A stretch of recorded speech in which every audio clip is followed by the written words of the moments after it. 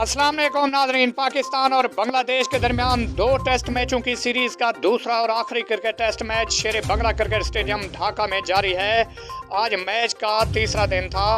आज के खेल के बारे में मुकम्मल तर तफसीलात से हम आपको आगाह करेंगे, लेकिन उससे पहले अगर आप हमारे चैनल पर न्यू हैं तो हमारा चैनल सब्सक्राइब करके घंटी के बटन को प्रेस कर दें ताकि हर आने वाला न्यू नोटिफिकेशन आपको मिलता रहे। तो आपका कीमती वक्त ज़ाय के बगैर चलते हैं वीडियो की तरफ और आपको बताते हैं कि पाकिस्तान और बांग्लादेश के दरमियान दूसरे टेस्ट के तीसरे दिन का खेल बगैर किसी और के ख़त्म कर दिया गया है। याद रहे कि पहले क्रिकेट टेस्ट मैच में पाकिस्तान ने बांग्लादेश को 8 विकेटों से शिकस्त दी थी।